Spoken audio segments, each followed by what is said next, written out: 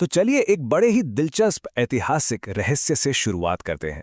1823 का समय था और बिशप हेबर ने एक बहुत ही अनोखी बात नोटिस की। उन्होंने देखा कि कुमाऊं के लोग एक British commissioner George William trail से बात करते हुए बिल्कुल सीधे खड़े थे, काफी खुले हुए थे और उनके चेहरों पर एक अजीब सी खुशी थी। ऐसा लग रहा था मानो वे किसी विदेशी शासक से नहीं बल्कि अपने ही किसी बड़े बुजुर्ग से बात कर रहे हों। औपनिवेशिक भारत के दौर में अंग्रेजों के सामने ऐसा बेखौफ और खुशमिजाज रवैया देखना सच में हैरान कर देने वाला था। इस चर्चा में हम 1815 में गोरखाओं से विलय के बाद कुमाऊं गढ़वाल में बनी इसी ब्रिटिश प्रशासनिक नींव को डिकोड करेंगे। हम देखेंगे कि कैसे कुछ शुरुआती अधिकारियों के काम करने के बिल्कुल अनोखे, स्थानीय और एक पितातुल्य तरीके ने इस पूरे पहाड़ी क्षेत्र का नक्शा ही बदल दिया। एक ऐसा सिस्टम जिसकी मिसालें दशकों तक दी जाती रहीं। आगे बढ़ने से पहले जल्दी से देख लेते हैं कि आज के हमारे मुख्य पड़ाव क्या होंगे। पहला, द नॉन रेगुलेशन फ्रंटियर। दूसरा, गार्डनर की राजनीतिक आधारशिला। तीसरा, ट्रेल द पैटर्नल एडमिनिस्ट्रेटर। चौथा, राजस्व प्रणाली का निर्माण। पांचवां, स्थानीय न्याय और संस्कृति। और छठा, कुमाऊं की स्थायी विरासत। तो आइए सबसे पहले बात करते हैं पहले पड़ाव की, द नॉन रेगुलेशन फ्रंटियर। 1815 में कैसे इस पूरी व्यवस्था का मंच तैयार हुआ। समझने वाली बात यह है कि जब अंग्रेजों ने इस विशाल और काफी दुर्गम हिमालयी इलाके पर कब्जा किया तो उन्हें पता था कि यहाँ बंगाल के मैदानी इलाकों वाले सख्त नियम काम नहीं करेंगे। इसलिए उन्होंने नॉन रेगुलेशन ढांचा अपनाया, मतलब सारे पुराने और कठोर नियमों को किनारे रखकर एक ऐसा सिस्टम बनाया जो लचीला हो। इस सिस्टम में सभी कार्यकारी, न्यायिक और राजस्व शक्तियां सिर्फ एक कमिश्नर के हाथों में सौंप दी गईं। सीधे शब्दों में कहें तो ये प्रशासक एक पारंपरिक राजा की तरह काम करता था जो सीधे जनता से जुड़ा हुआ था। अब जरा इस टाइमलाइन पर नजर डालते हैं, चीजें कितनी तेजी से बदली।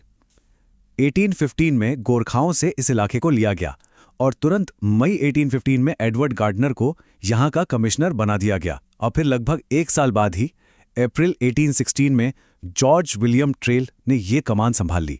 यही वो दो लोग थे जिन्हें इन अनजान पहाड़ियों में पूरी की पूरी सरकारी संरचना खड़ी करनी थी। और अब आते हैं दूसरे हिस्से पर, गार्डनर के राजनीतिक आधारशिला। यह पहला साल काफी छोटा था लेकिन सच में बहुत ही ज्यादा अहम था। हैरानी की बात तो यह है कि एडवर्ड गार्डनर ने सिर्फ कुछ ही महीनों में कितना भारी काम कर डाला। उन्होंने सबसे पहले नेपाल के साथ संधियां करके राजनीतिक सीमाओं को सुरक्षित किया। उस मुश्किल इलाके में पहाड़ी कुलियों की मदद से एक बहुत बड़ी सैन्य सप्लाई चेन को मैनेज किया। और तो और कुमाऊं में 7 और गढ़वाल में 2 तहसीलें स्थापित कर दी। उस समय अनाज की भारी कमी थी, इसलिए उन्होंने बड़ी समझदारी से लोगों पर ज्यादा बोझ ना डालते हुए अपना पहला हल्का फुल्का राजस्व बंदोबस्त भी लागू कर दिया। यहीं से शुरुआत होती है हमारे तीसरे और सबसे अहम हिस्से की, trail the paternal administrator, Kumaon व्यवस्था के असली वास्तुकार। जब जॉर्ज विलियम ट्रेल ने कमान संभाली तो उनका 20 साल का वो सफर शुरू हुआ जिसने हिमालय पर अपनी कभी ना मिटने वाली छाप छोड़ी। ट्रेल इतने ज्यादा व्यावहारिक और लोगों के प्रति सहानुभूति रखने वाले इंसान थे कि उन्हें एक दूर के अफसर की तरह नहीं बल्कि एक अभिभावक की तरह देखा जाने लगा। सोचिए, एक सदी से भी ज्यादा समय बीत जाने के बाद भी स्थानीय लोग अपने आपसी विवादों को सुलझाने के लिए कहते थे। ट्रेल साहब के दिनों में ऐसा ही होता था। उनके फैसले लोगों के लिए न्याय और निष्पक्षता की कसौटी बन गए थे। चलिए अब चौथे पहलू पर आते हैं, राजस्व प्रणाली का निर्माण। इसमें उनकी व्यावहारिकता और ग्रेट मेजरमेंट का क्या रोल था।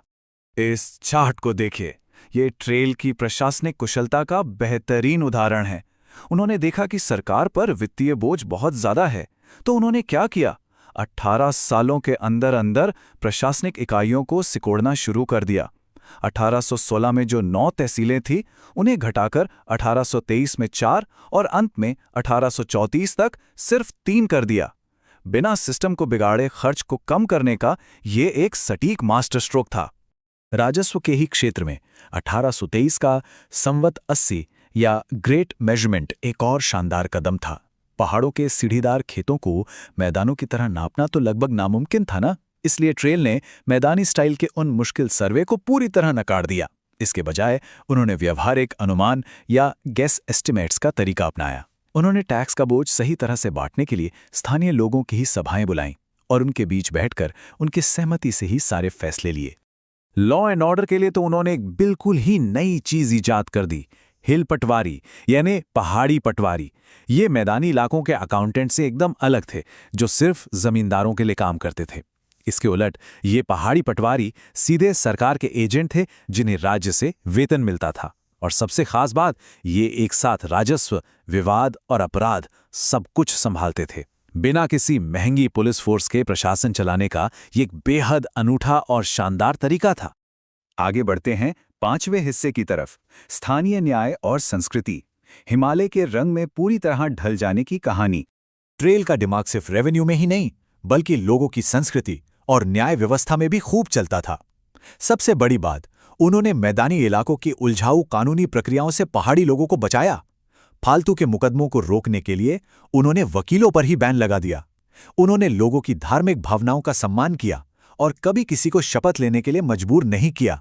और सुनिए, वो व्यापारिक विवाद निपटाने के लिए कोई कोर्ट नहीं जाते थे, बल्कि सीधे बागेश्वर के वार्षिक मेले में ही अदालत लगा देते थे। न्याय बिल्कुल सुलभ था और सिर्फ एक साधारण से स्टैम्प पेपर पर मिल जाता था। अगर संस्कृति और धर्म की बात करें तो उनका जुड़ाव बहुत ही गहरा था।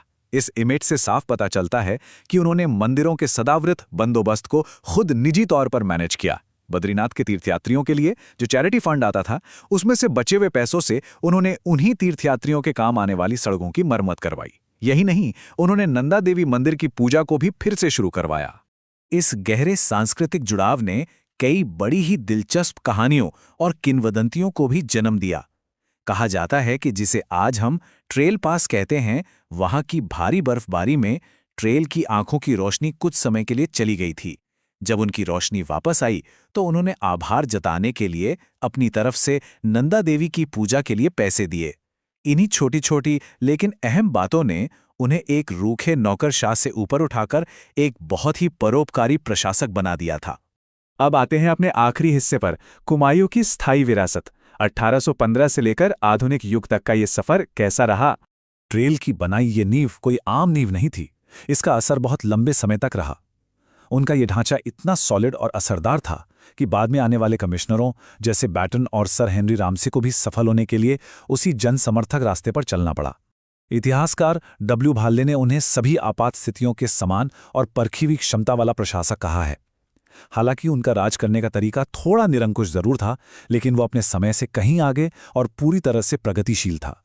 और ये कोई पुरानी भुला दी गई बात नहीं है, ये विरासत आज तक कायम है। इस लिस्ट को ही देख लीजिए। 1947 के बाद भी आधुनिक प्रशासकों ने कुमाऊं की इस गद्दी को कैसे संभाला है। केएल मेहता से लेकर राम सहाय, कुसुमलता मित्तल और आज के समय में दीपक रावत तक, कुमाऊं कमिश्नर के इस पद का ऐतिहासिक वजन आज 21वीं सदी में भी उतनी ही मजबूती से महसूस किया जाता है। तो ये पूरी चर्चा हमें एक बहुत ही बड़े और सोचने लायक सवाल के साथ छोड़ जाती है। क्या एक जैसी सख्त और केंद्रीकृत नीतियों से ज्यादा असरदार लोगों से जुड़ी सहानुभूति और स्थानीय समझ होती है? कुमाऊं के इस शुरुआती प्रशासन की सफलता तो कम से कम यही इशारा करती है। एक बिल्कुल अलग थलग पड़े इलाके को समझने और वहां एक कामयाब सिस्टम लागू करने की ये कहानी आज भी बेहद प्रासंगिक है। इस दिलचस्प ऐतिहासिक सफर में साथ जुड़ने के लिए बहुत बहुत धन्यवाद।